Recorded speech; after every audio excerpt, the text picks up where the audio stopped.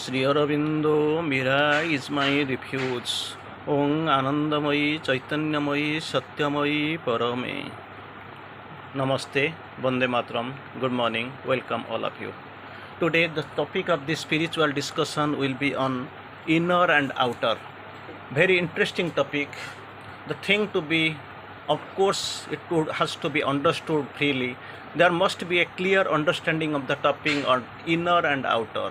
We know that in system and surrounding, we know inside it is inner. It is when it is coming outside, it is outer. So the very concept of inner and outer, it must be clear and all.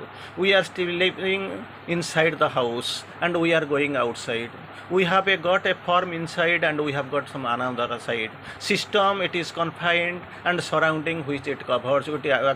It surrounds, that is the surrounding. So the terms of inner and outer we are well acquainted of. We know, we are very much acquainted with the terms inner and outer.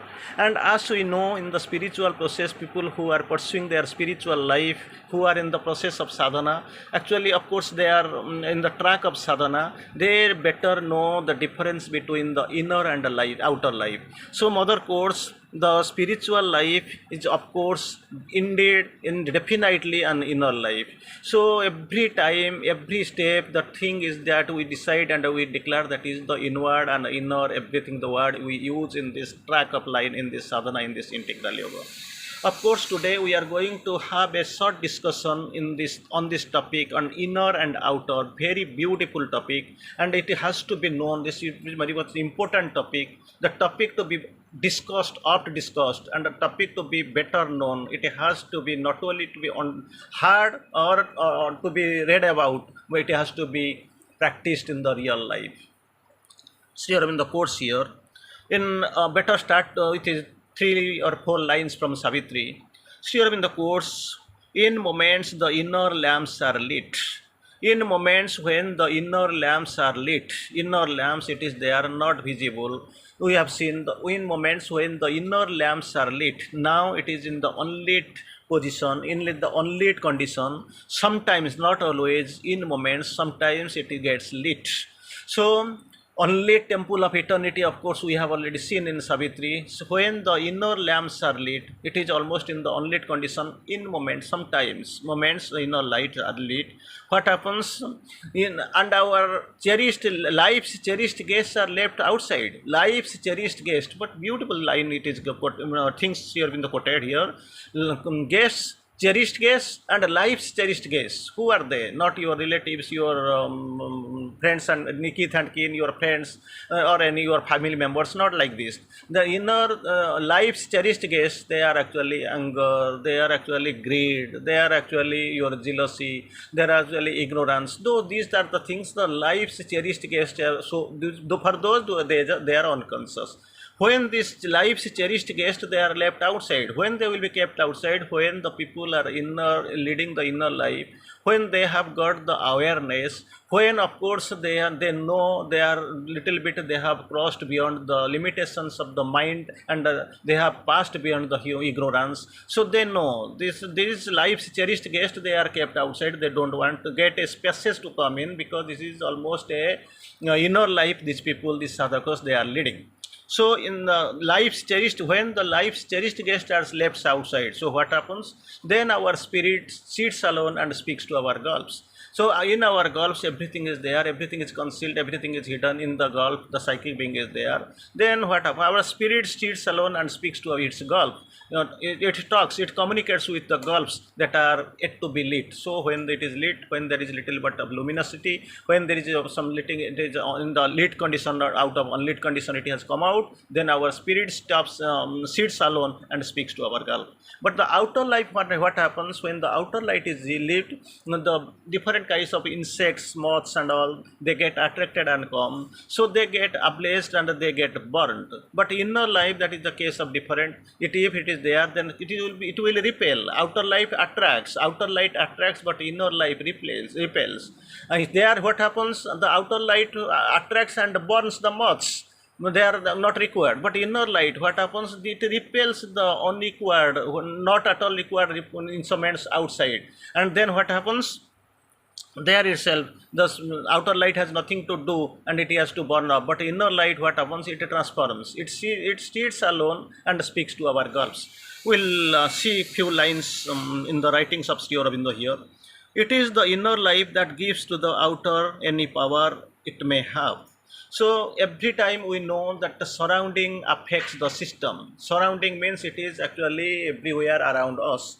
So suppose there is the hot, there is summer too hot, so we are sitting, we are also feeling the heat up, of course, and we are using our fan and all, we are confining ourselves, closing the doors and windows. But what happens every time this cold it is there, so we are also confined with the hot, using hot garments or something like this, some chula and this hearth and all, we are using that fire also.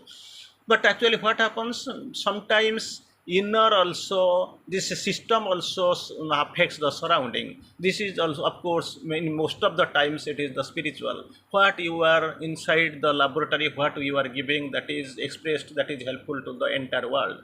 When you are being confined to a single place, maybe ardent sadhana or whatever you are doing on the hills or anywhere you are doing, that sadhana, that process, that is inward and it is affecting, it is helping the outer nature. But because it is the outer, sometimes outer many times, but inner, when it happens, it affects permanently. Sri Aurobindo quotes here, it is the inner life that gives to the outer it's any power it may have. What power? The spiritual power, a spiritual light, spiritual illumination, spiritual guidance, it gives the inner life, what it has gained any power to the outer, it may give. It is the spirit by which man lives. And second thing I want to say, when you have got in at outer, most of the times you don't prefer to give, like your property, like your what you have or your possession, your money and all, you don't want to give. But this inner spiritual values people normally prefer to give outside, because so that this earth may be transformed, earth may be rise to the greater level, to the level of illumination, so that it is inner value, it inner life, it gives, donates the it any power it may have. Then second lines during the course here, it is the spirit by which man lives. But most of the time people don't know what how they live. Simply we are living, that is the egocentric life they feel, and they spend the egocentric life. Still in the course that here, it is the spirit by which the man lives. By the spirit only man lives. Man has nothing to do. It is the spirit by which he lives. But of course unknown, that conditions the outer forms of his existence. This inner life, this his spirit which is fashioning his man's life, that conditions the outer forms of his existence. Entire outer form of existence is conditioned by the spirit which is actually inward or inner life. Our things are the expression of something in the inner reality. Everything here in the spiritual order, everything is inner reality. Our outer things, here in the course here, outer things are expression of something of the inner reality. Things are done, likely the war is not happened, the plan is not happened, war is not never done in the war ground, battlefield, because this planning is done previous night in the inner house where the things are there. There is a circulation, there is a ministry, there is also of course a discussion. So these outer things are expression of something of the inner reality. Like this, from the inner reality, the expression of the outer things that comes. Then here in the quotes here, it is only by the perfection of the soul within. Once again inner, it is only by the perfection of the soul within. Of course, soul is within. It is actually in the behind the heart's veil. It is there. So it is only by the perfection of the soul within. It needs perfection, it to be perfected. Every time it comes to gain some experience, to progress, to develop. By the perfection of the soul within, that the outer environment may be perfected. If the soul is perfected, if soul is within, if the soul is perfected initially, so that system, in the system inside, the soul is within.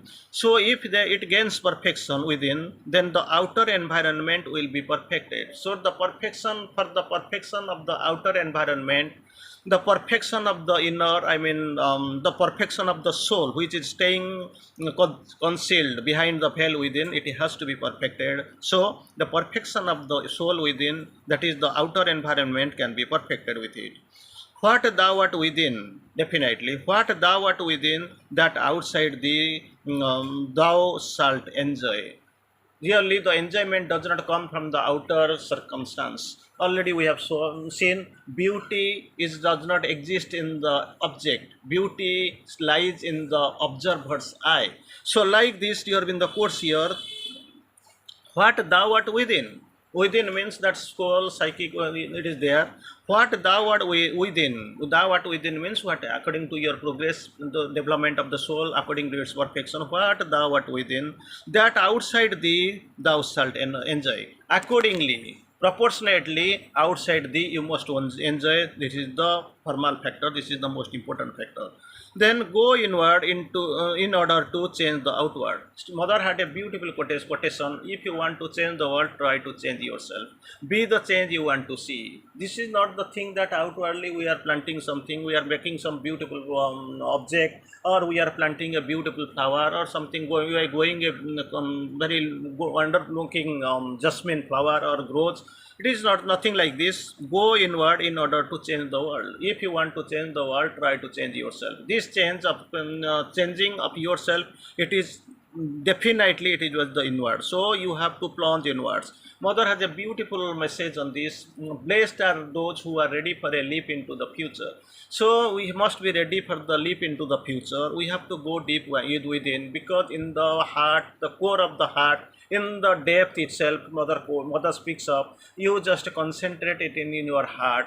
You have to plunge within, you have to discover me, you have to get inside deeper and deeper. For that, to go inward in order to change the world. If we go inward, there must be the possibility of discovering the soul. After getting the concentration, discovering the soul, that change will come, that the experience will be gathered around us, and with the repeated experience, as we know, that change will come. The internal must precede the external, which comes either that Ghrutadhara Patram or Pratadhara Ghrutam, who has kept whom. Either the pot has kept is holding the ghee, or ghee is holding the pot. So which came first? First egg or first this sibling, that bird? Then who came first? What is the initially? It is seed first or the tree first? It is a dazzling question. It is a $1 billion question, unsolved puzzle till now from the very beginning itself. So here in the course here, the inner must precede the external. So internal must precede the external. If the external is not coming first, the first is coming must be internal.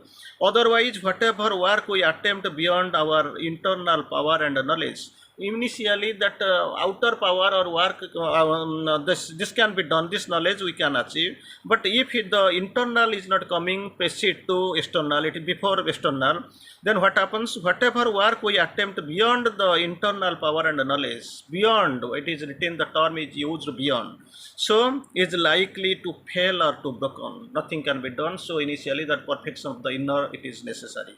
All that we become and do and bear, three things. All that we become, do and bear, is the in the physical life is prepared behind the veil within us. It is, everything is prepared behind the veil. It is there, is the psychic being. It actually formulates, it plans. From within outward is indeed the rule. The rule is from within outward. From within outward is the rule, not the reverse, outward within.